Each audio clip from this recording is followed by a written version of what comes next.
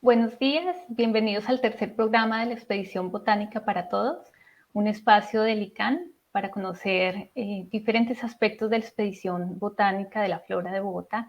Y hoy nos acompaña Darío Cárdenas Angarita. Darío es arquitecto de la Universidad Nacional y tiene una maestría en conservación del patrimonio cultural inmueble de la misma universidad. En el año 2008, la Fundación Senderos y Memoria, en el marco de la conmemoración del bicentenario de la muerte de José Celestino Mutis y bajo la iniciativa del Ministerio de Cultura, realizó la identificación y el diagnóstico de los caminos más relevantes de la Real Expedición Botánica. Y desde la mirada de diferentes profesionales, pues se hizo un estudio del cual hoy nos hablará Darío. Les anticipo que después de todo lo que nos va a contar y de las fotos tan preciosas que vamos a ver, vamos a quedar con ganas de recorrer estos caminos, de ir con la familia, con los amigos, a hacer turismo cultural, a hacer caminatas ecológicas. Entonces, no se pierdan esta entrevista. Bienvenido, Darío. Bueno, muchas gracias Laura, muchas gracias Alicán. Realmente para mí es un gusto poder estar hoy con ustedes. Como lo dice Laura, es un trabajo del año 2008, pues el cual está cargado de todo nuestro interés y de todo nuestro cariño por nuestro país, básicamente. Es un trabajo multidisciplinario en el cual la intención principal era tener una mirada muy cercana de lo que tenemos hoy en torno al territorio de la expedición botánica en términos históricos, biológicos, territoriales, geográficos, y también recuperar mucho esa cantidad de motivos y esos intereses que entonces hicieron que el sabio Mutis desarrollara esta expedición. Adicionalmente, pues llevó a la conformación de la Fundación Senderos y Memoria, digamos que casi que es uno de los argumentos para que la fundación exista, en términos de empezar a tener en el panorama del país la promoción y el desarrollo como mucho más formal del concepto del turismo cultural. En esa medida, digamos que es una oportunidad muy valiosa para todos, en la cual adelantamos un diagnóstico, una revisión histórica y una propuesta en torno a este territorio. Y cuéntame, ¿qué disciplinas intervinieron en esta investigación? Tengo entendido que fueron especialistas de varias áreas del conocimiento y que fue un estudio muy amplio que no solamente pues se dedicó a la botánica, sino que hubo una mirada muy completa de estos caminos por los que se recolectaron las especies y que finalmente tuvieron como resultado estas láminas tan maravillosas que conocemos de la flora de Bogotá. Sí, definitivamente fue una gran oportunidad. Sin lugar a duda, digamos que es un ejercicio muy valioso en la medida que el valor botánico tuvo protagonismo, como es bien sabido, para lo cual tuvimos la participación de dos biólogas de la Universidad Nacional, Ángela y Nubia, las cuales, pues a partir de la disciplina, hicieron un ejercicio hermosísimo en términos de identificación de especies que hicieron parte del trabajo de Mutis, su relación en términos del trabajo gráfico y su presencia en las zonas. Asimismo, también estaban pues Santiago Rincón Leuro, que entonces lideraba el tema de campo, con la identificación de los caminos, la documentación en términos de planimetrías para los recorridos, todo el tema de la experiencia. Asimismo, el historiador, el historiador Alexander Pedreros, una geóloga también muy interesante, geógrafa también, y pues todo el tema de identificación también de la actividad rural, que digamos era otro componente importante en este trabajo. Así como queríamos ver ese peso histórico y ese peso científico, también interesaba mucho ver qué pasaba hoy en esos territorios. En esa medida, pues teníamos un zootecnista, un veterinario, quienes tenían un alcance y una visión sobre esas poblaciones muy de la mano de lo que hoy sucede, igual una trabajadora social. Bueno, y puedes contarnos un poco cuáles son esos caminos que encontraron. ¿Existen? ¿Se pueden recorrer hoy en día? ¿Qué técnica tienen? ¿Se puede reconocer el trabajo de los ingenieros o eran caminos trazados solamente por el paso de los hombres y de las mulas? ¿Qué tipo de caminos vamos a encontrar si hacemos ese recorrido? Bueno, yo creo que para eso es bueno como contextualizar un poco como la motivación y el escenario que da como resultado la expedición botánica. En su momento, pues prácticamente lo que busca es tener un reconocimiento en términos de la riqueza que tiene las cordilleras de Colombia, en términos de todos los pisos térmicos que tiene y la variación que tiene en términos de clima y de riqueza biológica y ambiental. En esa medida, el enfoque principal estaba en vincular el punto más bajo, que en este caso sería el río Grande de la Magdalena, el río Magdalena, con los puntos más altos que estarían vinculados a la sabana de Bogotá.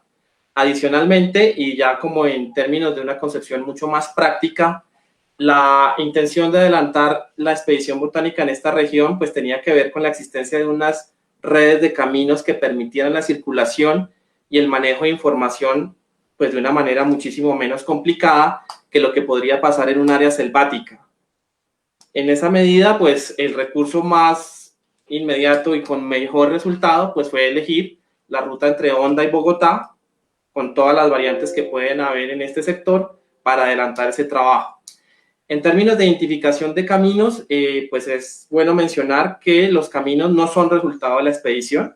Los caminos son preexistencias y son sistemas que prestaron el apoyo técnico que existieron para el desarrollo de la actividad, pero ya estaban. Muchos de estos pues son derivados de las redes prehispánicas que efectivamente servían a los poblados que existían en el territorio que hoy es Colombia. Y adicionalmente, pues están los caminos reales propiamente dichos, de los cuales pues me gustaría que pudiéramos ver como una presentación que tenemos en términos de una revisión un poquito más juiciosa de lo que se tratan los caminos, cuáles son y en dónde están. Como les dije, este es un trabajo del año 2008, sin embargo la presentación que vamos a ver es una presentación que recoge como todos los resultados del trabajo de diagnóstico y que es presentada al Ministerio de Cultura en el año 2011. Por lo mismo, las diapositivas que vamos a ver pues tienen la imagen gráfica que en ese momento manejaba el Ministerio de Cultura, lo cual se hace a propósito pues para contextualizar el año del trabajo y entender que se trató de un trabajo que ya fue terminado y que hizo parte de ese periodo. Yo les voy a pedir a nuestros, la gente que nos está acompañando, a nuestro público, que se fijen muy bien en los paisajes de esas fotografías porque realmente son maravillosos, son preciosos y también hay algunas imágenes de acuarelas del siglo XIX que nos permiten ver como la visión que tuvieron de estos escenarios de la ruta Mutis. Entonces es muy rico ver cómo, imaginarnos cómo fue en la época de Mutis, cómo lo vieron en el siglo XIX y actualmente cómo lo encontramos, porque es un tema vigente.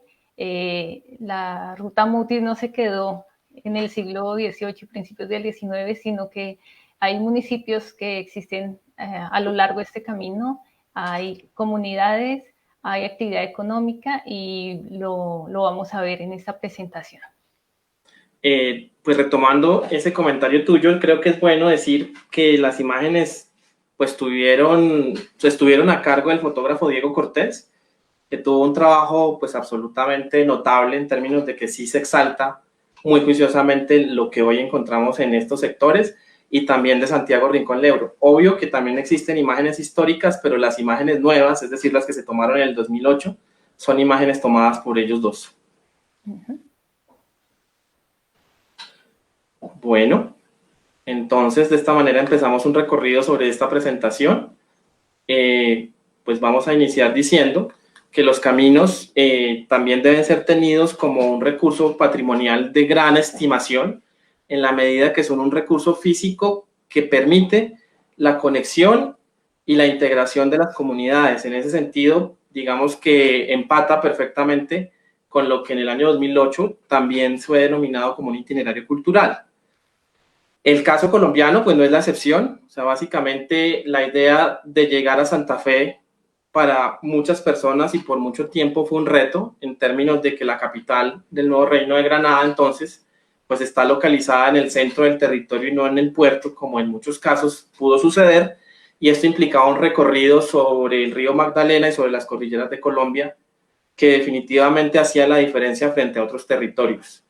De esa manera, gran parte de los documentos que existen en torno a estos caminos están relacionados con los cronistas que aspiraban llegar desde el puerto de Cartagena hacia Santa Fe y que de manera obligada tenían que recorrerlos. El caso del Camino de Honda es un camino pues bastante reconocido, muy importante, data de 1777 más o menos. Es consecuencia de haber cerrado el camino de Vélez, que fue el camino que inicialmente dio acceso a la sabana de Bogotá, o a Bogotá propiamente dicho, y con este pues empieza como todo una nueva etapa en la actividad comercial y en el intercambio cultural también entre la Nueva Granada y Europa. Siguiente. Sí, en esa diapositiva veíamos cómo generalmente es conocida la importancia de la mesa y Mariquita como sede de la expedición, pero también nos mostrabas ahí en esa diapositiva el nombre de algunos municipios por donde también pasaron y creo que eso también se ha tenido un poco de lado, no está tan presente en nuestra memoria actual. Bueno, digamos que esa es parte de la riqueza del trabajo y es que definitivamente si se habla de dos centros de la actividad de la expedición botánica como fue la Mesa y Mariquita, no fue el único lugar donde se realizó este trabajo y pues va al principio de la misma expedición. Como les digo, uno de los propósitos principales era poder tener un barrido o un acercamiento lo más detallado posible entre la riqueza que hay en los cambios de los diferentes pisos térmicos. En esa medida, estos dos puntos, digamos que se convierten como en puntos neutrales o puntos medios, donde tienen acceso tanto a las zonas altas como a las zonas bajas. Por lo tanto, se volvieron pues fundamentales en el desarrollo del trabajo, pero no fueron el único punto de ejecución. De la misma manera, yo creo que es bueno pues mencionar que la expedición botánica fue liderada por Mutis, pero Mutis no necesariamente estuvo en todos los sitios donde se llevó a cabo la actividad. ¿Por qué? Porque el trabajo era demasiado exhaustivo y si se ponen ustedes a mirar, pues el trabajo de recolección, de clasificación, de dibujo y de edición de lo que fue la expedición botánica supera el trabajo de muchas personas. O sea, es un trabajo de un equipo interdisciplinario supremamente rígido y supremamente meticuloso. En esa medida, se tiene que pensar siempre como el desarrollo de un equipo, donde hay una serie de líderes, donde hay una serie sí, en este caso profesionales en el área de la botánica y del dibujo, pero también hay una serie de apoyos que están vinculados al tema de la recolección. Así uno podría pensar que muchos de los habitantes de todos estos poblados contribuyeron a la ejecución de la expedición con la obtención de especies o especímenes, como se denomina entonces, para poder formular el tema de la expedición botánica como la conocemos. Obviamente Mutis la lideró, Mutis estuvo pues al frente del asunto, pero muchos lugares no necesariamente los visitó Mutis. En esa medida, pues todos los municipios que están en el entorno tanto de la Mesa como de Mariquita están vinculados a la expedición, entendidos como las zonas de áreas frías y las zonas de áreas calientes, en el caso de Facatativá, Villeta, Albán, Laxasaima, Guayabal de Siquima, y todo lo que va de entre Guaduas y Honda, que es un territorio grande y que además es como el objeto de las mayores narraciones en términos de los viajeros, por la dificultad que hay entre el ascenso del río Magdalena hacia la sabana. Entonces, creo que no sería justo pensar en la expedición botánica solamente como en esas dos áreas.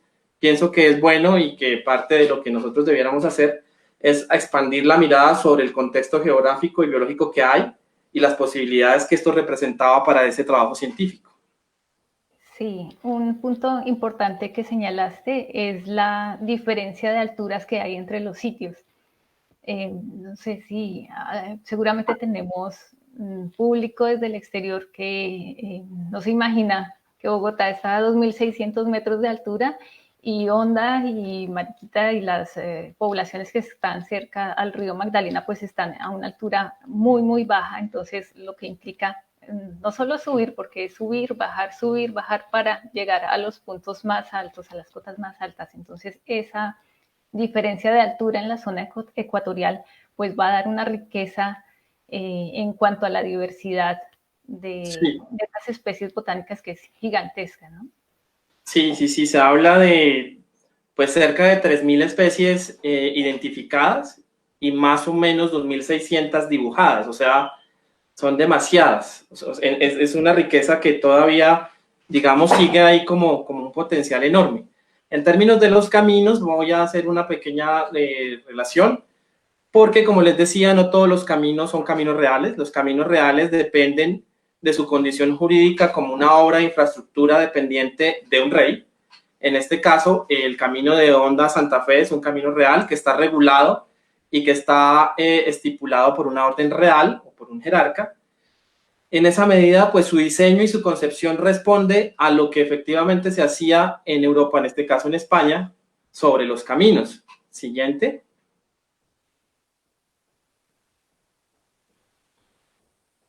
Bueno, todos los caminos que tenían la condición real, pues estaban en dependencia de un contrato, tenían unos ejecutores.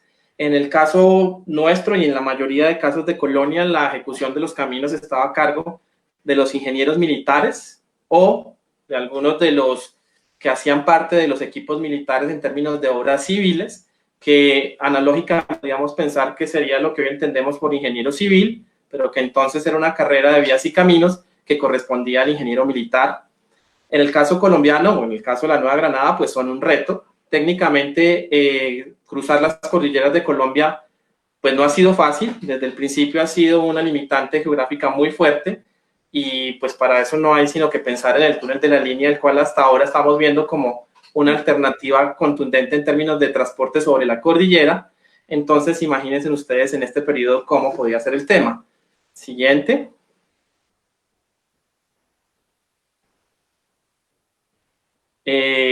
Obviamente toda la memoria del tema de los caminos pues es muy rica, porque básicamente era como la aventura de llegar a la cima o de llegar a Santa Fe o de cruzar las cordilleras.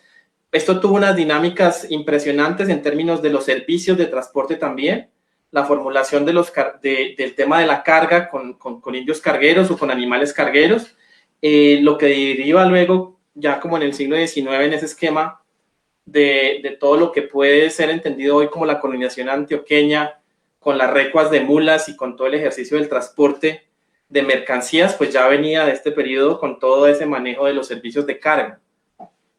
Siguiente.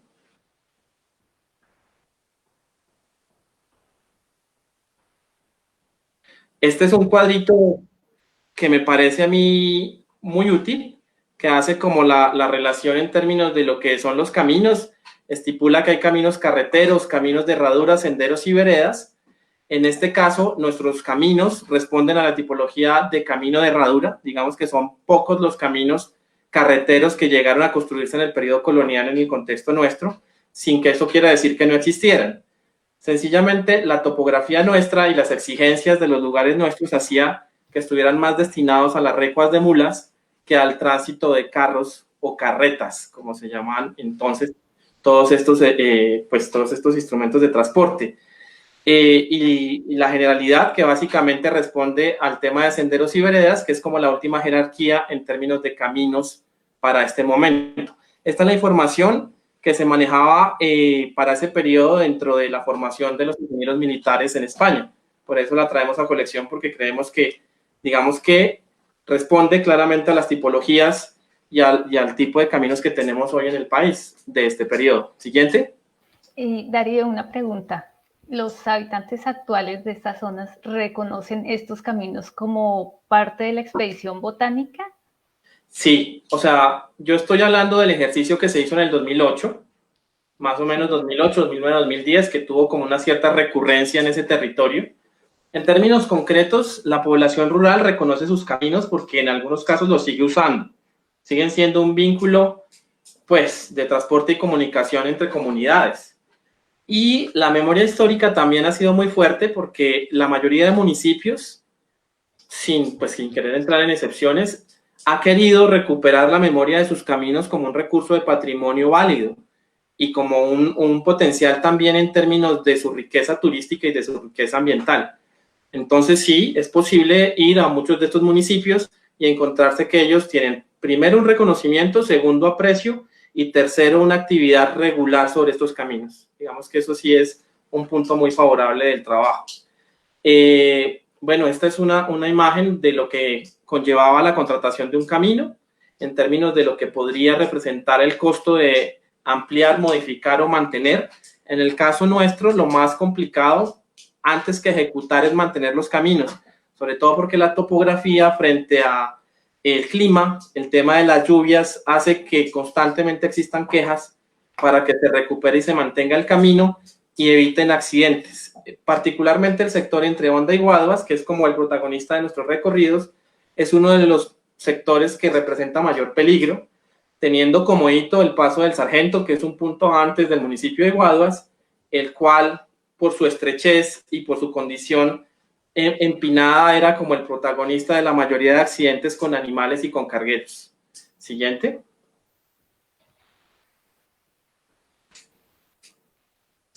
Bueno, esas son algunas imágenes, algunas notas. Creo que esta presentación la podemos dejar como vinculada al evento para que la puedan ver con más cuidado. Siguiente.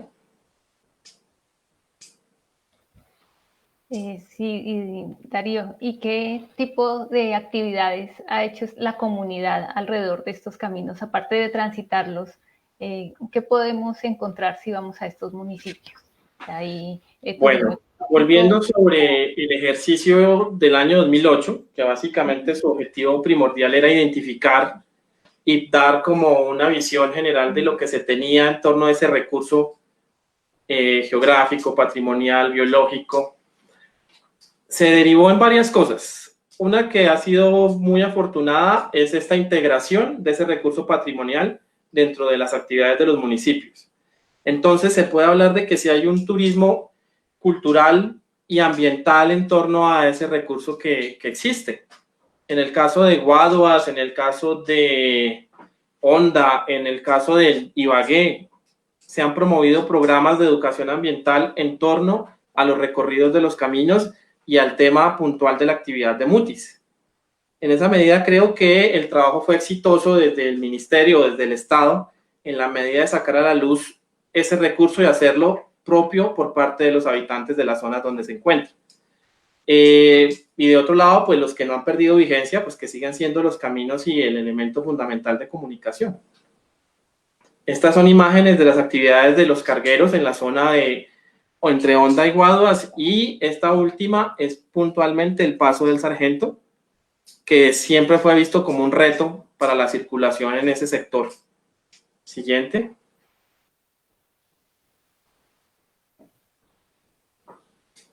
Bueno, aquí hay algo que hay que decir, y es que finalmente la dinámica de los caminos, o sea, no solamente de servir de soporte a actividades como la expedición botánica, sino el ejercicio cotidiano de la circulación de personas, pues tiene una serie de exigencias y van apareciendo anexidades que van a servir o van a responder a esos servicios.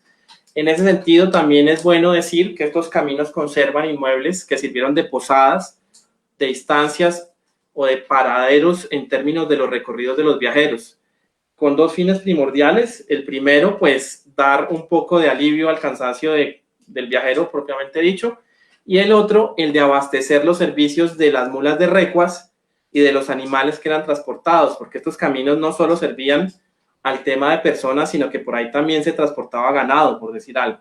Entonces tendría que existir el tema de corrales, el tema de alimentación, el tema de suministro de agua, en términos de viajeros, de carga y de animales. Algunos de estos elementos siguen existiendo en el tramo entre Honda y Guaduas. Pues es muy afortunado ver que algunas de estas casas siguen conservando la tipología de venta o de posada y que seguramente sirvieron para este fin y que se siguen manteniendo. Es bastante emocionante, por decirlo de algún modo, ver que la tipología existe y que siguen en pie, sin que necesariamente hayan sido reconocidas propiamente. Sí, en la diapositiva vemos que apuntas reconforta el paso con suministro de agua, guarapo, de alimento. Entonces, imaginarse cómo era el recorrido de estos científicos, porque no solamente era ir y ver las plantas, dibujarlas, tomar las muestras, sino la vida cotidiana que implicaba hacer todo este levantamiento científico, ¿no? No, y es que la riqueza de toda esta región, pues rebunda en términos de lo que se come, de lo que se bebe, de lo que se ve. O sea, el solo hecho de pensar en el tema de trapiches, en el tema de que hay guarapo, que hay alcohol, que hay tamales. Es otro el tema, es una aventura completa y es una imagen muy diferente a lo que uno ve si se cierra únicamente la actividad científica. Digamos que también hay otro paralelo al tema de la expedición botánica, y es que también la riqueza de los cronistas y de los viajeros hace que existan una cantidad de cuadros de costumbres pues que son riquísimos y que llenan como de vida todo ese escenario, ¿no? Sí, y actualmente todavía es un clásico de los paseos para quienes estamos en Bogotá y alrededores, ir a Villeta a comer panela, a ver los trapiches, conocer un poco cómo era o cómo es esa actividad en torno a la panela, a la producción de la panela, y, y vemos cómo se mantiene muy vivo esto a través de los siglos, ¿no? Sí, sí, sí, definitivamente el disfrutar esa riqueza natural y cultural es afortunado. Digamos que en esa medida el país sí debiera fortalecer un poco ese recurso como una oportunidad. Para mí, como que ese es el objetivo final de todo esto, y que siga teniendo la misma vigencia, porque así como la panela, también está el tema de la guayaba, de los dulces, del amasijo en Guaduas, bueno, cualquier cantidad de cosas que si nos podemos a mirar, cada sitio tiene lo suyo. Y Claro. obviamente pues lo hace particular y lo hace mucho más rico. Sí. Siguiente. ¿Y qué tipo de documentación utilizaron? Nos habías contado que las crónicas, vemos planos, vemos acuarelas. ¿Qué tipo de documentación utilizaron para hacer toda esa reconstrucción de los caminos? Bueno, hay dos fuentes fundamentales. La primera, pues el Archivo General de la Nación, que como les cuento, contábamos con un historiador, y Alexander Pedrero se dedicó a hacer como una persecución de documentos que hablara de caminos y particularmente el de Santa Fe a Honda o el de Honda Santa Fe. Ese es un primer recurso. También contamos con un ingeniero catastral, que no lo había mencionado, que Ernesto Guevara, que aportó como toda la documentación cartográfica vigente y algunos históricos en términos de lo que existe en esta región. Pues, por ejemplo, ustedes ven ahí un primer plano de el camino de Honda, pues que es del siglo XIX, pero que sí nos da como una imagen del tipo de documentos que se podían encontrar sobre este tema. Adicionalmente, pues estaba Marcela Cuellar, que entonces era asesora para la Dirección de Patrimonio, y Mayra Cuellar, historiadora también de la Universidad de los Andes, creo, y ellas también alimentaron mucho la documentación histórica, tanto en fuentes primarias como secundarias, y formularon pues una guía en torno a este camino. Entonces, digamos que sí, había mucho que ver para rematar con toda la documentación existente en la Universidad Nacional en relación con la colección Mutis, que pues para sorpresa de todos existe también en la Universidad Nacional algunos de los ejemplares mutisianos hoy en el herbario de la Nacional, el cual era dominio de las dos biólogas, y ellos contribuyeron muchísimo como a esa narración científica y como a ese paralelo de lo que podía pasar en términos de lo que buscaba la expedición, el contexto geográfico y la riqueza cultural que teníamos. Sí, definitivamente fue un ejercicio muy, muy rico en ese sentido. Y aquí vemos la diapositiva del camino de Santa Fe a Honda. ¿Qué particularidades tú resaltarías de ese camino? A mí me impacta mucho, por lo menos en los sectores que conocimos, el nivel técnico que tuvo. O sea, como les decía, esto estaba liderado por los ingenieros militares en términos de concebir el camino y de trazarlo, pero también de construirlo. Los sectores que se conservan mejor o que con nosotros vimos mejor es prácticamente una zona entre Guaduas y un punto medio hacia Honda, y las calzadas son perfectamente circulables. Adicionalmente todavía conservan parte de su manejo de evacuación de aguas y de estabilidad de suelo, pues que sorprende. O sea, realmente están mejor que muchos sitios que conocemos.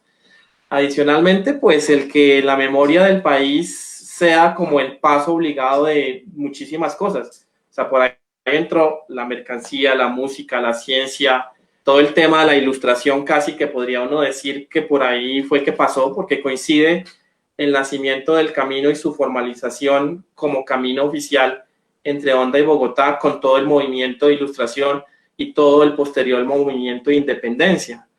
Entonces sí genera un contexto que para mí es pues se sostiene por sí solo, mejor dicho, porque tiene demasiados elementos que lo hacen, pues que lo hacen sobresaliente.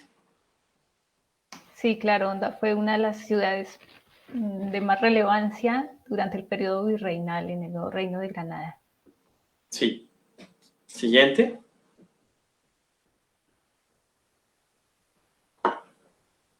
Siguiente.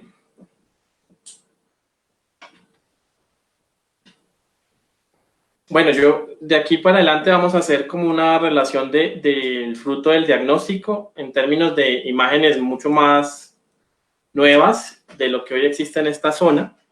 Sorprende mucho ver lo que les contaba en términos de que no solamente fue entre Honda, Guaduas, Mariquita y Santa Fe la expedición, sino que todo el contexto pues fue soporte de ese trabajo. En esa medida vamos a ver otros sectores relacionados con la zona más hacia el área del Tolima, en términos de la zona de Ambalema, de Falan, del Valle de San Juan, que si bien no fueron el objeto último del trabajo de Mutis, sí sirvieron de soporte a que se diera efectivamente esta expedición. Siguiente. ¿Y esta fotografía específicamente de dónde es? Esa es en Honda, es en un embarcadero de Honda. Estas son algunas fichas de lo que fue la expedición botánica, pero creo que podemos pasarlas para llegar como más a los sitios, pensando sobre todo que el tiempo nos alcance. Igual creo que la presentación la podemos dejar como parte de los documentos de esta presentación. Bueno, algunas relaciones en términos de lo que pasaba con la expedición botánica, pues decir que la expedición botánica no fue exclusiva ni una misión única para el territorio de la Nueva Granada, es consecuencia de una aspiración de la corona española en términos de sus colonias y tiene antecedentes en Chile y en Perú, y pues posteriormente la que se desarrolla en Colombia. Como decíamos, Mariquita se convierte en el centro de la expedición en términos de que se centra el trabajo de los pintores y de la actividad científica en esta ciudad. Sin embargo, pues no es el único punto que tiene que ver con la expedición botánica, como ya lo hemos dicho insistentemente. Siguiente. En Mariquita podemos encontrar aún la casa donde estuvo la oficina muticiana, ¿no? Sí, digamos que eso sigue siendo emocionante, pero adicionalmente a la casa del tema Mutis y de la actividad de los pintores, también es necesario recordar que existe el bosque de Mutis, que en cierta medida fue como ese primer arborario o reservorio de especies botánicas que entonces se propuso el tener para tener mayor contacto con las especies vivas. Afortunadamente es un elemento que sigue existiendo, que a mí me sorprendió mucho porque digamos que yo había escuchado que existía, pero no lo veía como en la dimensión real de lo que es ese sector, y definitivamente es un elemento imperdible en Mariquita que creo que la mayoría no sabemos que existe, y es resultado efectivo de este trabajo botánico. Entonces, por ejemplo, ese tipo de elementos son fundamentales en un recorrido en esta zona. Creo que hoy está en la administración de la Universidad Nacional, pero definitivamente es uno de esos sitios que no hay que dejar pasar. Muy, muy, muy interesante.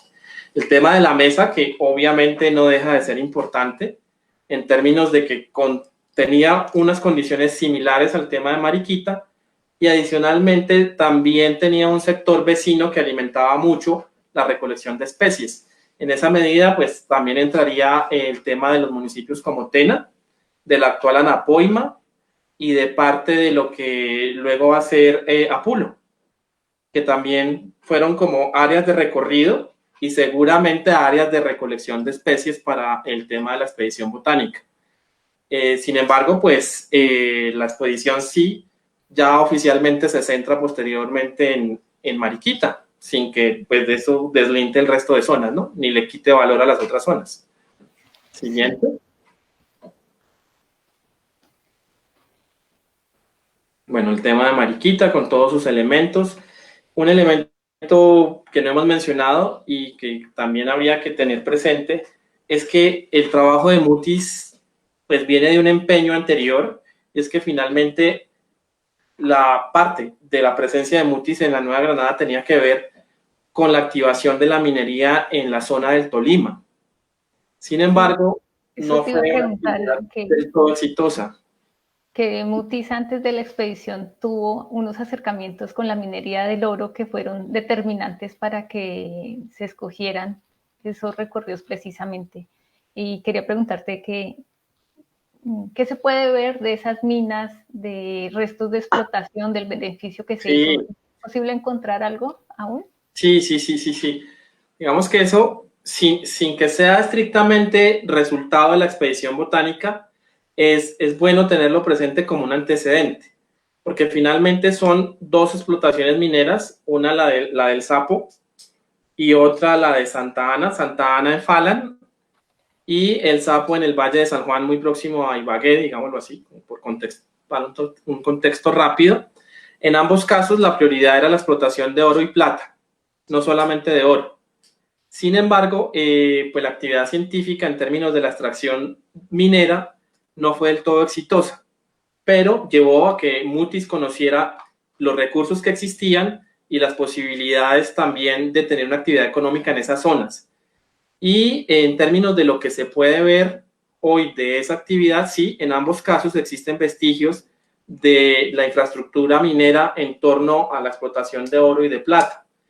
En el caso de Falan, hoy lo llaman la ciudad perdida, que responde a las minas de Santa Ana, y pues que es una cosa para nosotros muy rica, tanto por el contenido científico y técnico y arquitectónico y de obra civil, por decirlo así, y industrial también, porque tiene una condición ya como de un tema preindustrial, y que habría que ver finalmente porque sigue en pie. Y en el caso del Valle de San Juan, el tema del Real de Minas del Sapo, que en esencia es el gancho o es el motivo por el cual Mutis empieza a hacer los recorridos en el área del Tolima, y que también tiene algunas áreas de la infraestructura minera que son hoy visibles. Sin embargo, pues llevan ya una condición de quietud muy larga y ya se deben ver más como en un escenario arqueológico que me parece riquísimo porque tiene una cantidad de detalles que es difícil ver en otras zonas del país o en otras explotaciones. En esa medida son dos recursos con un potencial turístico, ambiental, arqueológico y cultural pues innegable. Y en la actualidad es posible encontrar personas que se dediquen a la pequeña minería de forma artesanal, o ya todo ese tema de la minería se acabó. No lo sé y valdría la pena pues indagar, porque finalmente la minería de aluvión tendría posibilidades al reconocer que ambas explotaciones mineras están localizadas en áreas de ríos o con algunas afluentes hídricas importantes, pero no podría yo decir si se practica o no la minería hoy porque no lo sé. Tendríamos que preguntar, digamos que sería una tarea bonita de hacer a futuro. Sí, que es la minería de todos modos, pues hay que verla con mucho cuidado, dado los daños ambientales que hemos visto en otros puntos de Colombia. Entonces, No, es que bastante cuidado, ¿no? ese es un punto miedoso, por decirlo así, porque finalmente cuando el tema sale del manejo artesanal y hay como una relativa fiebre de oro en términos regionales o en términos no tan oficiales, el riesgo es altísimo. Y ya lo estamos viviendo en muchas zonas del país donde el tema de la ilegalidad de la minería supera el conflicto armado y supera el tema del narcotráfico. O sea, sí, sí es un tema muy sensible y Sí, demasiada atención. sí. Lo que sí creo que se puede ver a lo largo de estos caminos es la actividad agrícola. Digamos que en la época de Mutis pues había una vocación forestal de estos terrenos, pero ahora la actividad agrícola, por obvias razones, pues ha tomado un papel importante. En esa medida se pueden ver todavía esos ecosistemas que encontró Mutis. ¿Es posible encontrar las Sí, especies que había hace 2 siglos? sí. Sí, pues te voy a pedir si podemos pasar la presentación porque efectivamente, dale el siguiente. En términos concretos, pues tenemos, dejémosla ahí, bueno, la anterior, si me haces el favor. Anterior. En términos concretos, es innegable que la riqueza biológica sigue vigente. Sin embargo, obviamente la evolución del uso del suelo pues modifica el paisaje notoriamente. O sea, en el momento que Mutis hace en los recorridos por estas zonas, pues estamos hablando de áreas que no están propiamente distribuidas ni entendidas como minifundios. Hoy ya la evolución del fraccionamiento de la tierra y de la actividad económica hace que ya entendamos más una zona de pequeñas fincas que de grandes extensiones con una única vocación. En el caso de Mutis, la gran diferencia sería la extensión, porque finalmente era un área que tenía una explotación muy baja, no tenía una explotación masiva, sí había actividad ganadera, sí había actividad forestal, pero no al nivel que la tenemos hoy. Sin embargo, pues la buena noticia y digamos el tema que más motiva en este ejercicio es ver que el camino no solamente ha servido como ese elemento conector en términos físicos y culturales, sino que también las áreas de borde en muchos casos se han convertido en conectores ambientales. En esa medida, digamos que esos bordes también han contribuido a la preservación de muchas especies y de ecosistemas que de otra manera pues no existirían. Sobre todo porque la circulación sobre los caminos pues es una circulación limpia, por decirlo así. No están pasando automotores, no pasa, o sea, pasará una que otra moto, bueno, pero no es el mismo impacto que pueda tener una autopista o que pueda tener una vía rápida. Y los ecosistemas en un porcentaje muy alto existen, ya como relictos o como sectores aislados, digámoslo así, pero existen. Y parte de lo maravilloso de este ejercicio fue darnos cuenta de que lo que vio Mutis en un porcentaje muy alto, nosotros también lo podíamos ver. Y creo yo que ese es el llamado de atención como más impactante, en la medida que si bien la expedición pasó, se ejecutó y en cierta medida se fue, el recurso sigue siendo parte de nuestro territorio. Y por lo tanto también es una responsabilidad en la medida que se vuelve un recurso a preservar, a conservar, a revitalizar y a fortalecer de parte de los colombianos, que creo yo es como el gran resumen de todo este trabajo. O sea, sí sigue existiendo, sigue siendo valioso y ahí está. Y esta imagen pues resume mucho todo lo que les he dicho, en la medida que esas son imágenes del trabajo que se hizo en relación con algunas especies, tanto de insectos, de aves, de animales como de plantas. Si ustedes se fijan en 8 fotos, pues ya ve uno una diversidad muy grande. Sí, bueno, mientras te hago la siguiente pregunta, te cuento que nos están viendo desde Montreal, en Canadá, desde Sabaneta, Antioquia, de Bogotá, Cartagena, Estados Unidos, de Jacksonville, Florida, de Italia y de muchos puntos más. Entonces, muchas gracias a toda la gente que nos está acompañando en este momento. No, qué bueno, la verdad yo sigo muy contento de poder estar aquí por lo que les cuento, porque es un trabajo que en cierta medida había quedado un poco silencioso y que vale la pena pues seguir apropiándome. Sí, yo creo que estamos esperando que se acabe el confinamiento para ir a hacer el recorrido. Ya lo tenemos ahí en la agenda de cosas pendientes para Yo hacer. también estoy igual. Es uno de esos puntos a ejecutar. Sí, miremos las otras diapositivas. Estas que siguen básicamente resumen parte de la riqueza cultural. En el caso de los centros históricos que están vinculados a estos recorridos, está el de Ambalema, el de Honda, el de Mariquita y el de Guaduas, que son estas imágenes. Siguiente, que como ven, pues sin ser muy uniformes, sí hablan de una riqueza enorme. Acá está parte de la infraestructura minera y del transporte que hoy está vinculada a estos recorridos, incluidas las calzadas de los corredores o de los caminos reales, parte de las áreas de las minas y de manera más contemporánea, allá del siglo XX, la infraestructura ferroviaria que en algunos casos se cruza con los itinerarios que hicieron parte de los caminos reales y pues de el desarrollo de la expedición botánica. Digamos que es un elemento que se integra al desarrollo del país y por ende también a todo este itinerario propuesto en torno a los caminos. Siguiente. Bueno, yo quería invitar a las personas que tengan alguna pregunta para Darío, que nos la manden a través del Facebook y cuando terminemos de ver las diapositivas, te pasaré las preguntas para que él les responda.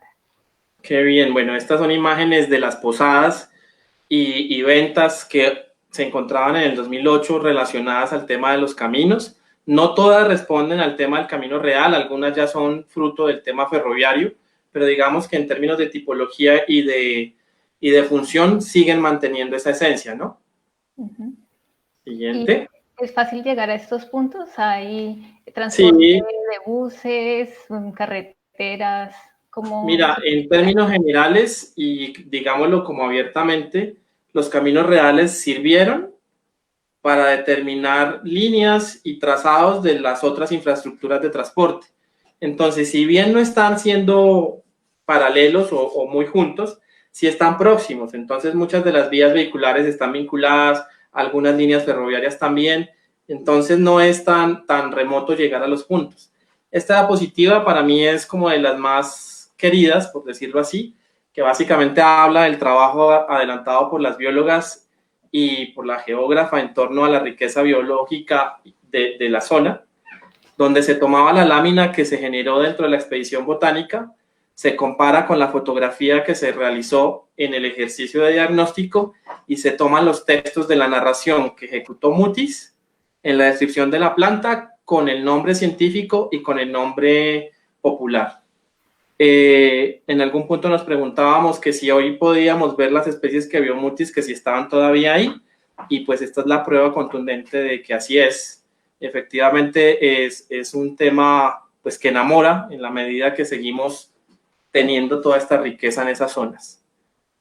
Sí, sobre la clasificación de estas especies en el programa 1 de este especial de Expedición Botánica para Todos, estuvo el profesor Aguirre del Instituto de Ciencias Naturales de la Universidad Nacional y nos contó cómo para la realización de los tomos que se ha publicado junto con el Real Jardín Botánico de Madrid, el ICANN y la Universidad Nacional, se contactaron botánicos especialistas en cada familia, porque es un trabajo tan delicado el de la identificación de las especies, que no eran biólogos y botánicos en general, sino que eran especialistas en cada familia para hacer toda la descripción e identificación de esas plantas de las láminas contrastadas con la clasificación taxonómica actual.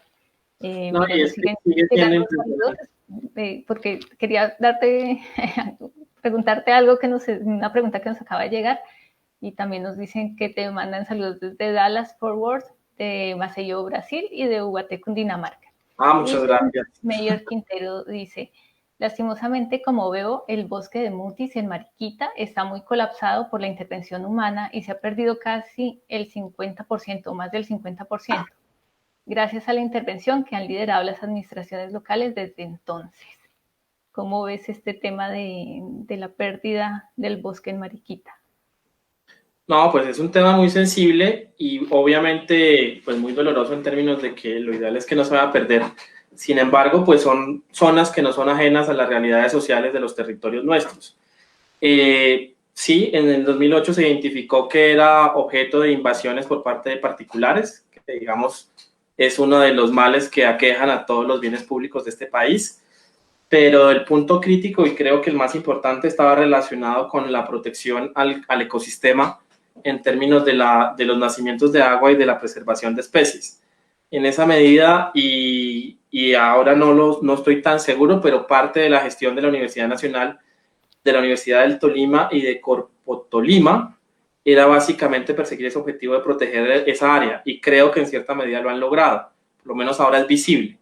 Como lo decíamos anteriormente, casi que para la mayoría era un sector que no existía. Si no pasan estas cosas, digamos que tampoco nos preocupan, no nos enteramos. Ahora por lo menos están pasando y creo que puede llegar a un buen fin si sigue empeñándose en verse como un elemento a proteger y como una responsabilidad pues del Estado y de los pobladores protegerla, porque no solamente se puede hablar de un tema estatal, sino también de un tema de la población civil. O sea, básicamente los ataques no vienen de nadie más que de pobladores que ni reconocen, ni entienden, ni les afecta el tema de los valores que están hoy en ese bosque, por decirlo así. La prioridad para ellos es otra. En esa medida sí hay una responsabilidad enorme de todos los frentes. Mira, en esta diapositiva yo quisiera resaltar cómo se puede comparar la delicadeza y el detalle de cada lámina con las especies reales, ¿no? Sí.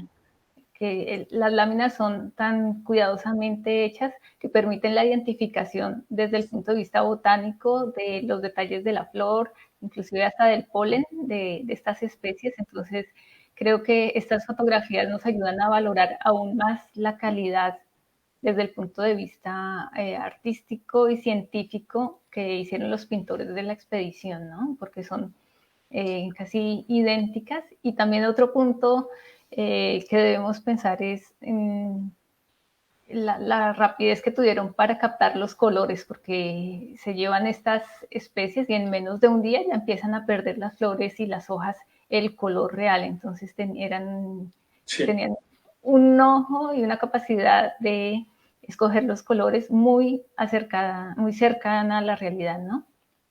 Es impresionante, o sea, creo que no necesita ser especialista nadie en artes ni en ciencia, pues para entender el valor de este trabajo, ¿no? O sea, abarca una dimensión estética, técnica, científica, pues de una condición que creo que en el contexto nuestro pues es único, ¿no? Que si uno mira como el tema de producción de imágenes en muchos periodos, pues yo diría que esta es de las más notables y de las más ricas en un periodo de tiempo bastante corto. Mira, tenemos otra pregunta de Javier Borbón. ¿Qué tenía Bogotá para que fuera elegida como centro del virreinato, así tan alejada de los mares, en lugar de elegir un lugar de más fácil acceso como Cartagena? A ver, ¿qué nos puedes contar tú como arquitecto? Bueno, en términos generales, digamos que es una pregunta que se sale un poquito de mi área de trabajo específica, pero dentro de lo poco que hemos visto y conocido, creo yo, y me atrevo a pensar que la principal riqueza del tema de Bogotá como capital del virreinato era contar con la población indígena organizada y con la sabana de Bogotá como un abastecimiento seguro en términos de alimentación y de agua, además de tener una población pacífica, por decirlo así, en la mitad del territorio. Si bien no era un puerto, sí se constituía como un eje central en términos de dominar los puntos distantes, tanto de los puertos como de los otros lugares en términos de Venezuela o de Ecuador o de Cartagena. Hasta este momento, para mí el motivo principal, aunque vuelvo e insisto, sería un tema de otros especialistas, tiene que ver con eso, con la fuerza indígena que tenía, con la riqueza en términos de garantizar como la alimentación y el abastecimiento y con su condición de punto medio entre otras zonas. Y yo agregaría que también por seguridad, ¿no? Cartagena estaba expuesta a los ataques de piratas, de corsarios, a entradas rápidas en el caso de alguna invasión extranjera. En cambio, Santa Fe, al estar tan alejada de Cartagena, pues daba unos días de ventaja para la protección del centro neurálgico de la administración del territorio, ¿no? No, y tener una población pacífica, porque pues si uno se pone a reflexionar, el contexto muisca en términos de ese ejercicio de colonia y de conquista era muy diferente con lo que podía pasar con los Caribes o con la zona sur, en términos de constantes ataques y constantes pleitos por mil razones. Para mí creo que ese es como el argumento más fuerte, pero sí creo que es una respuesta que le corresponde a otro especialista. Y también creo que podríamos reflexionar en torno como a la rivalidad que siempre hubo entre Tunja y Santa Fe, ¿no? También yo creo que ahí hay algo que puede existir, ¿no? En el siglo XVII Tunja tuvo un lugar muy importante y Santa Fe estaba ahí, que relativamente cercano, ¿no? Si estuviera en Cartagena. Y mira lo coincidente del tema, porque finalmente Tunja brilla durante un periodo de tiempo muy cortico y su decadencia básicamente viene de la mano del cambio del corredor comercial y del tránsito comercial en relación con eliminar el acceso desde Vélez, que, volviendo sobre el tema de los caminos, es el principal argumento para que aparezca el puerto de Honda como un puerto fuerte, del cual pues va a desencadenar la necesidad de tener el camino de Honda a Bogotá. Entonces, al dejar a Tunja de un lado, pierde el protagonismo, pierde esa condición comercial tan rica que pudo tener antes y empieza a quedar a la sombra. Y Bogotá pues sí termina fortalecida en ese cambio de ruta. Y también otra cosa importante yo creo que es el clima benévolo que tiene Santa Fe de Bogotá, porque si vemos crónicas de Cartagena durante la época virreinal, hay una queja constante de los funcionarios de la corona que están ahí, de los religiosos que siempre se están quejando que es un calor infernal, se les daña la comida, están constantemente enfermos, frente Sí, a un clima suave, salubre. muy, sí, donde ellos dicen que precisamente es un sitio donde no hay muchas enfermedades debidas al calor, a los insectos. Entonces yo creo que también eso tiene mucho que ver en que Santa Fe haya sido escogida. Totalmente, totalmente. Y yo sigo pensando que el tener esa garantía de abasto en términos de alimentos y de agua es también un elemento primordial. O sea, frente a lo que puede pasar en otras zonas, pues hasta el día de hoy la sabana, digamos que tiene su garantía alimenticia en su contexto inmediato, cosa que no pasa en otras regiones. Sí. Mira, Carlos Alberto Duque nos pregunta, ¿qué tan importante fue la mesa de Juan Díaz para la expedición? No, volvemos sobre el punto. Definitivamente fue muy importante, sin que haya sido el eje principal. Tenía las condiciones similares a las de Mariquita en constituirse en un punto medio dentro de los pisos térmicos de la cordillera y por lo tanto pues era un escenario ideal para el desarrollo de estas investigaciones. Fue muy importante. O sea, contribuyó en especies, contribuyó en personas y también contribuyó en el tema comercial, en tanto que los habitantes de la mesa y en algunos casos parte de la Iglesia Católica que existía en la mesa favoreció y financió actividades de la expedición botánica. Entonces, es muy relevante. Y Carlos Alberto también nos pregunta, ¿en qué año estuvo Mutis en la laguna de Pedro Palo? ¿Sabes eso, Darío? Alrededor No, de... mira que ese es un trabajo que vale la pena hacer juiciosamente y es poder seguir las fichas de las fechas de los dibujos de Mutis en relación con el lugar. Digamos que nosotros avanzamos en la identificación y en dar razón y dar certeza sobre su existencia y posición hoy en el territorio colombiano, pero la temporalidad no fue como el objetivo del trabajo. Les podemos dar razón de que sí existió, de que sí asistió, pero ahora tendríamos que mirar muy juiciosamente los diarios de Mutis para ver en qué momento. Y Mabel Elvira nos pregunta, ¿dónde se puede encontrar este estudio? ¿Hay alguna biblioteca que lo tenga o está a la venta pública? Bueno, como lo decíamos inicialmente, este es un trabajo que se desarrolla por encargo del Ministerio de Cultura. Pues no lo había dicho, pero también estuvo financiado por la OEI, en términos de que hacía parte de todo el tema bicentenario en relación tanto a la muerte de Mutis como al bicentenario de la independencia. El trabajo fue entregado al Ministerio de Cultura, digamos que existen unos soportes técnicos de los resultados de este trabajo. Existe una guía que es derivada del trabajo, pero que la edita el Ministerio de Cultura, que es sobre el Camino Real de Honda Santa Fe, que es una guía de viaje, digámoslo así. Y pues cualquier otro tipo de información podría solicitarla directamente a la Fundación Senderos de Memoria o a mí, en términos de dejar mi contacto. Mira, y Denise Sarmiento pregunta, en el último proyecto que se menciona, ¿cómo se hace el tratamiento del sistema de clasificación usado por Mutis en relación con el actual sistema APG? Mira, no, más que hacer un tema científico en términos de la comparación, lo que se hizo fue usar la descripción de Mutis, del diario de Mutis, en relación con la planta existente. No hicimos un ejercicio de clasificación propiamente dicho. Usamos la clasificación que ya tenía Mutis. Solamente usamos párrafos de lo que él habla sobre la planta, no más. Sí, quizás el trabajo de taxonomía se encuentra más en los tomos publicados por el ICANN. Ahí los botánicos hicieron una clasificación actual, porque pues muchos de los nombres científicos de esa época y muchas de las ubicaciones en familias en ciertos géneros pues ya no pertenecen a lo que en la actualidad el área de la botánica ha definido oficialmente para estos días, ¿no? Ha habido muchos cambios. Entonces yo creo que en los libros del ICANN se puede ver, además que hay unas descripciones y unas explicaciones de por qué se clasifican esas especies en un nuevo taxón.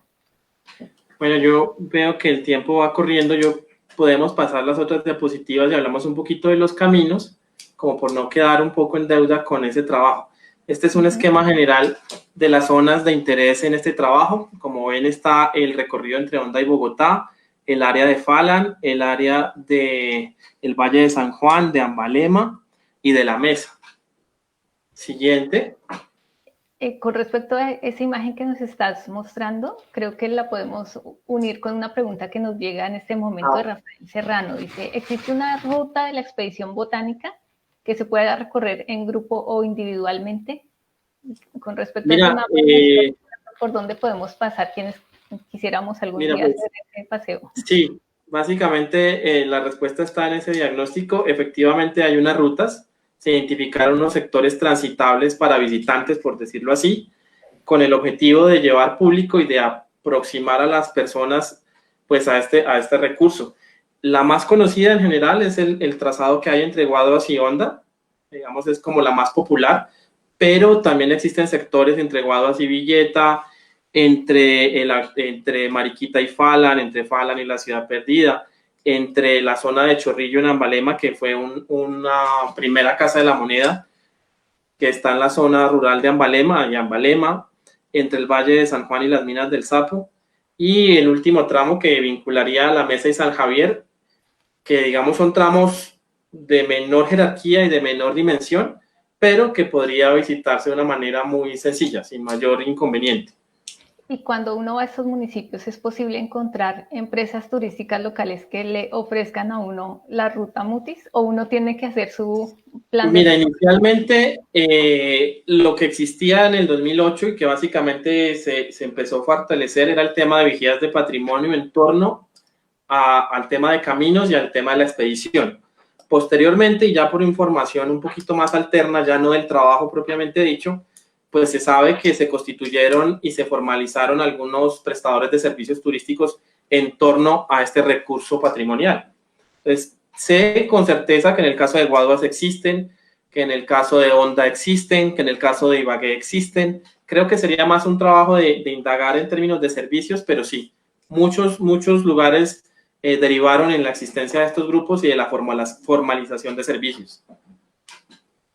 Mira, con respecto a esto también te leo un comentario de Sonia Gallo. Sería excelente lograr una articulación con las corporaciones autónomas regionales y con las entidades correspondientes para promover caminos y rutas para visualizar aves, flora y otras especies que permitan fomentar el turismo sostenible y el cuidado de las especies. Excelente charla, muchas gracias. Sí, definitivamente, digamos que me uno a ese comentario porque digamos que es fundamental que eso pase.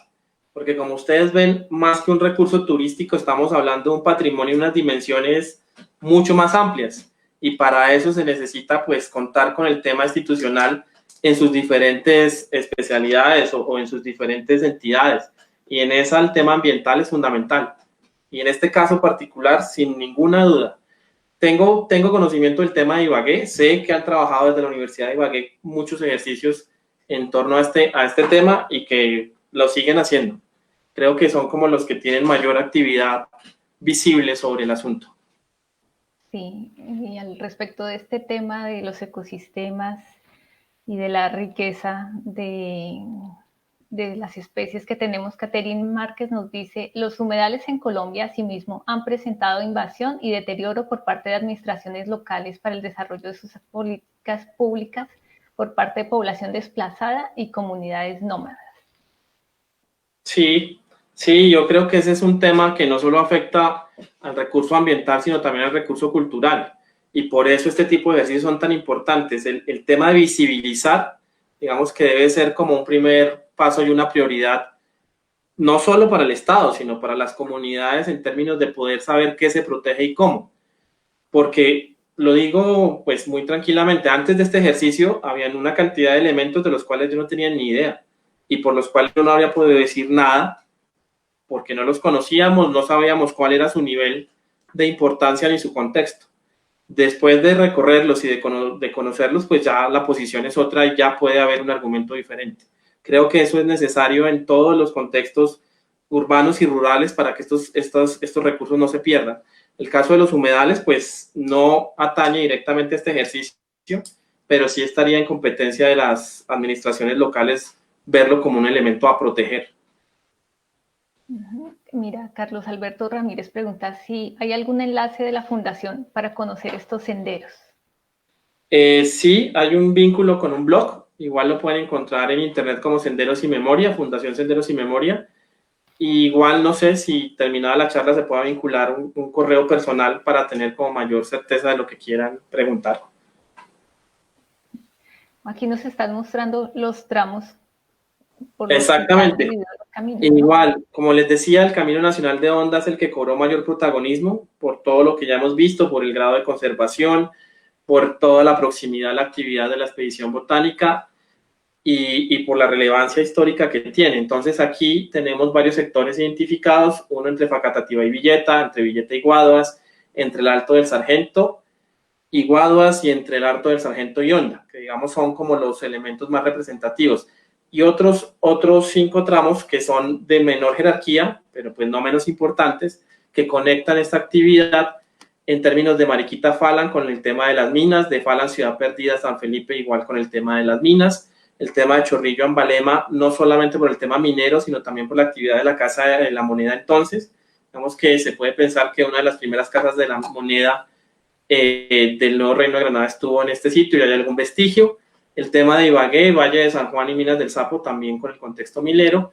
Y el tema de la Mesa San Javier. De la Mesa San Javier, el Camino Real, básicamente hoy se lee más como el conector entre el área urbana de la Mesa y el punto de San Javier, que es un corregimiento donde se encuentra la estación férrea de San Javier, que adicionalmente vincularía lo que entonces podría ser el Camino Real, que llevaba hacia la zona de Ambalema, hacia la zona de Anapoima y de la zona baja a comunicarse con Girardot por el río Magdalena.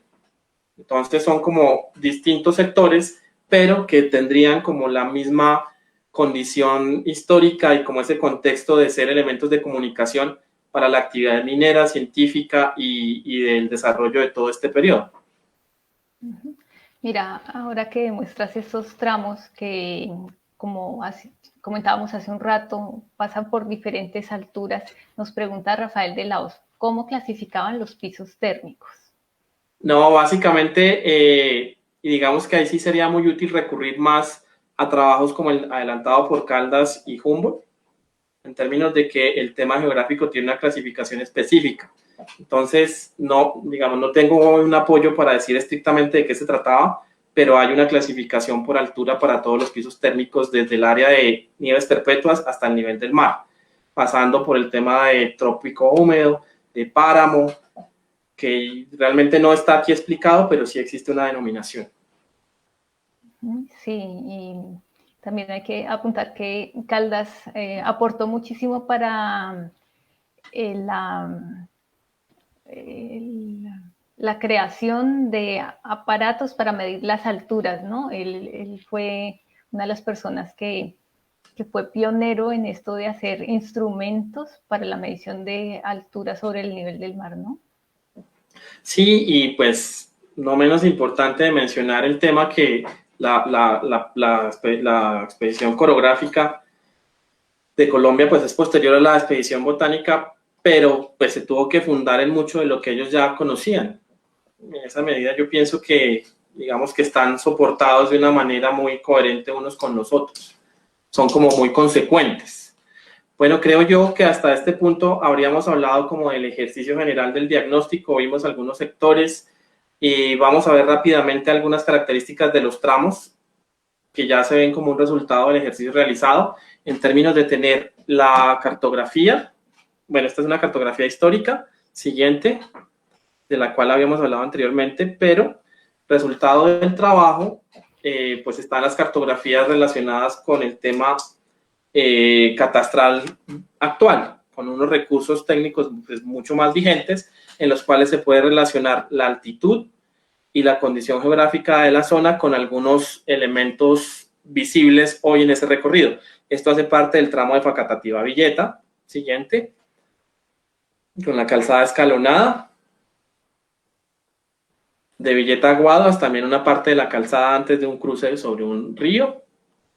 Y ahí se puede ver claramente el tipo de empedrado del que hemos hablado.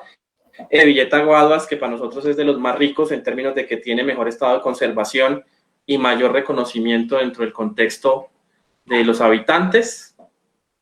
Siguiente.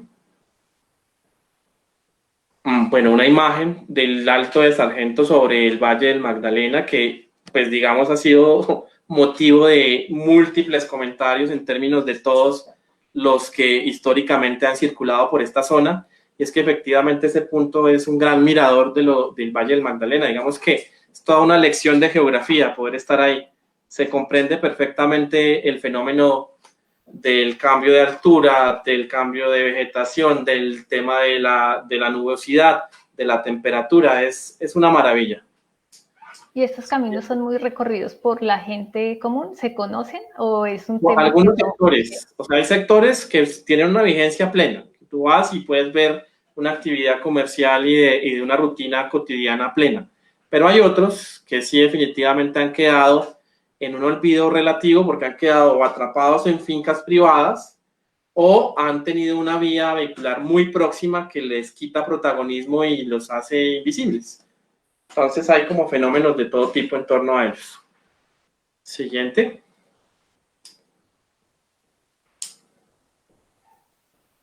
Este es el de Guaduas del Alto de Sargento. Digamos que todos estos que hemos visto hacen parte del mismo Camino Nacional de Honda, que como les digo es el que cobra mayor protagonismo. Y estos caminos, dime. disculpa que te interrumpa, ¿estos caminos tienen algún tipo de conservación periódicamente? Mira que esta es Mantenimiento. una de las metas obligadas, y es que existen en el país grupos de caminantes y grupos de ambientalistas que han favorecido que estos caminos existan y se conserven. En términos formales, hay reconocimiento de protección de caminos en Santander, el camino de Guane, y en el caso de Cundinamarca existen ordenanzas para su protección. Creo yo que si hace falta, y estamos en deuda, que en términos de país exista un reconocimiento en términos de patrimonio cultural o de patrimonio mixto de algunos caminos, entre esos el Camino Nacional de Honda, para que entren dentro de esa categoría de protección y puedan ser susceptibles de, pues, de tomar acciones un poquito más firmes, que garanticen que se preserven de una manera más seria. Sí, hace falta. Siguiente. Bueno, esto es parte de la zona que no tiene empedrado, pero que efectivamente sigue siendo camino, donde la calzada pues tienes una cobertura vegetal muy notable. ¿Y cómo identificaban estos caminos que no tienen algún tipo de empedrado? ¿Por la cartografía? Sí. Básicamente la lectura la hacíamos en términos de la continuidad. Este caso es un elemento continuo que favorece en la lectura de saber que es el mismo camino. Sin embargo, hay zonas donde sí era confuso, porque hay accesos a fincas, hay como ramales o alternos que responden a otros temas que confunden. En este caso no, el de Honda era bastante claro. O es bastante claro porque pienso que debe seguir existiendo. Siguiente.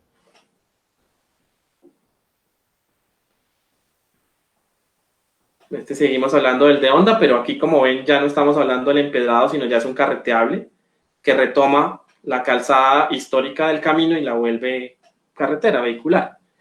Digamos que es un tema un poco crítico, pero tiene de ventajoso que garantiza la existencia por lo menos del trazado.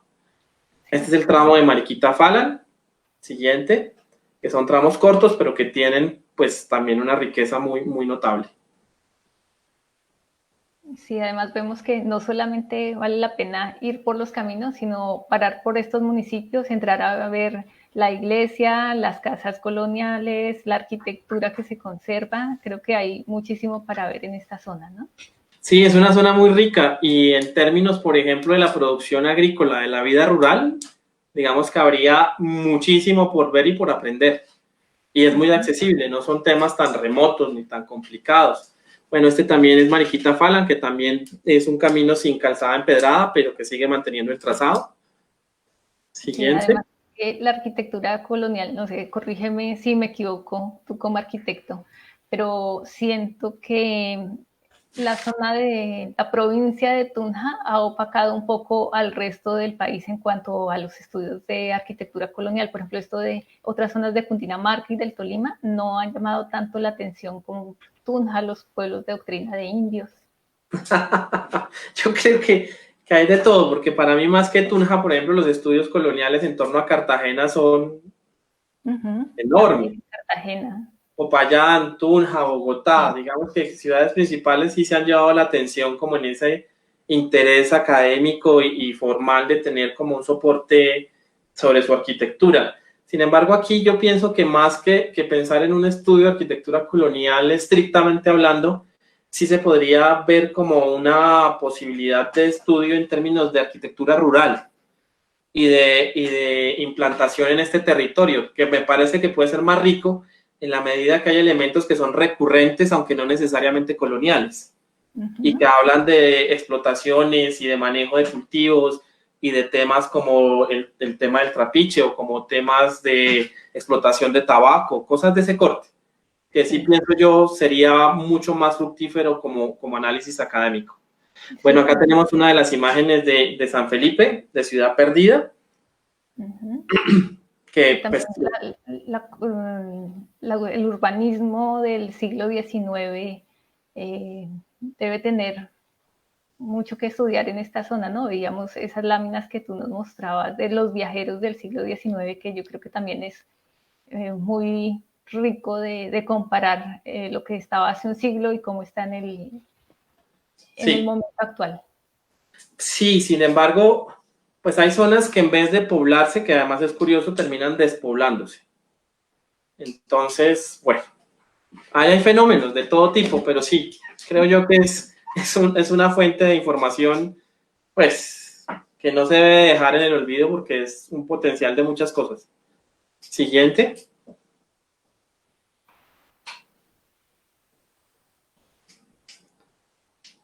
Bueno, este es el mismo tramo entre Falan, Ciudad Perdida y San Felipe. Siguiente.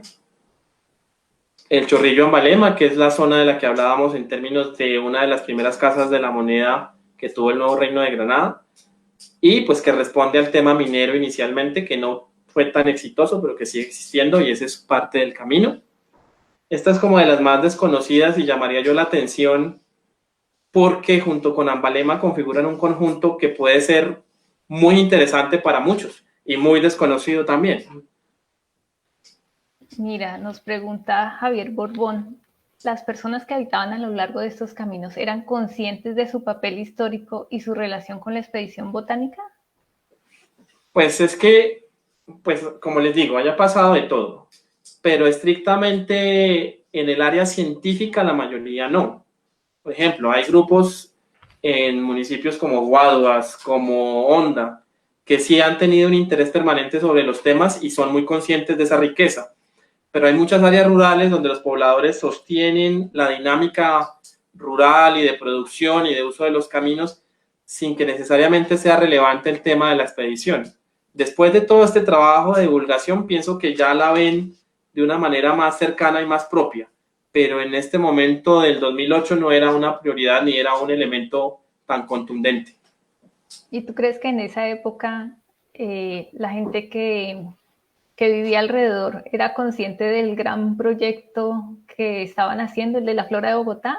¿O era más bien como un proyecto que se estaba haciendo aislado y solo necesitaba ciertas personas, por ejemplo, para el transporte, para guiar hacia ciertas especies que los No, mira, campesinos reconocían? yo pienso que pues tuvo que ser un fenómeno muy importante en la medida que involucró una actividad científica que no se conocía.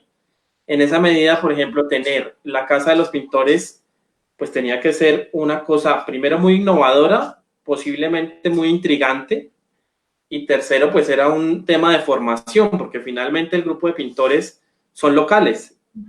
Por lo tanto, tendrían que involucrarse de una manera directa sobre ese hacer científico y sobre ese conocimiento técnico, pues que antes no lo tenían.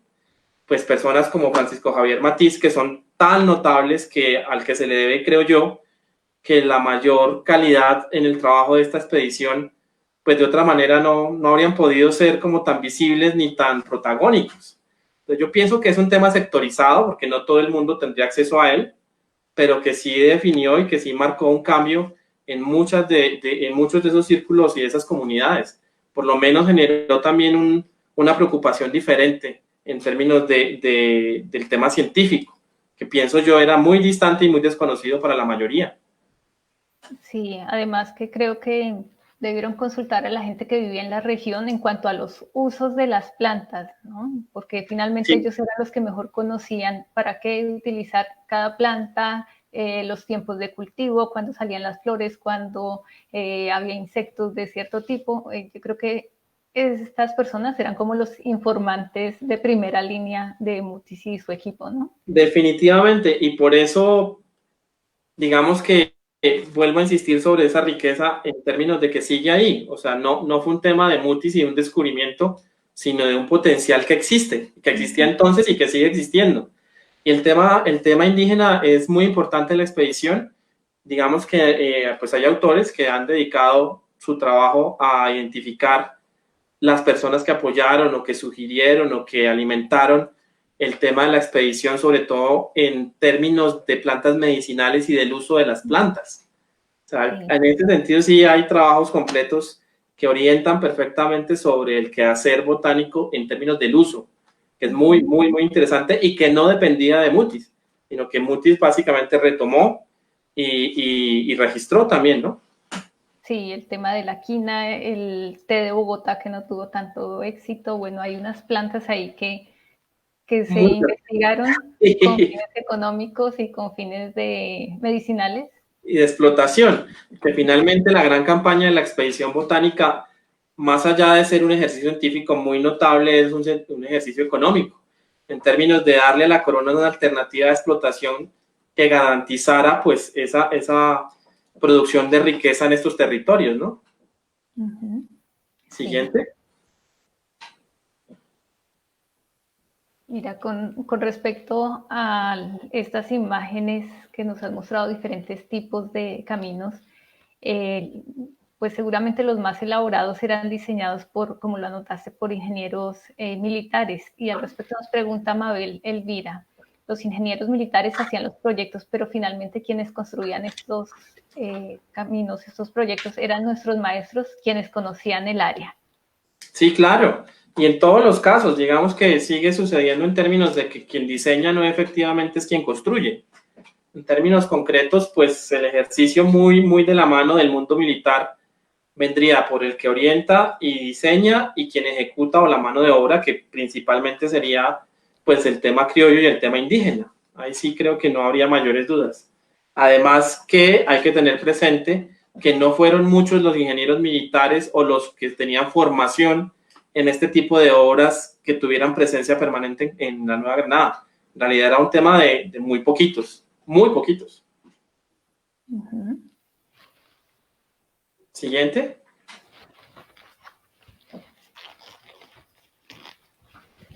Bueno, el mismo ejercicio del Valle de San Juan, como ven, tiene una condición diferente a las que hemos visto. Toda esta zona ya es la parte baja y este que es el caminito de la Mesa San Javier, que es un fragmento prácticamente entre el casco fundacional o el centro poblado de la Mesa y el corregimiento de San Javier, donde hoy está o donde funcionó la estación férrea de San Javier. Como ven, las condiciones del empedrado, pues se mantiene por lo menos ese sector en muy buena condición versus los otros que hemos visto. También es una lección técnica muy bonita este tema de los caminos. Siguiente.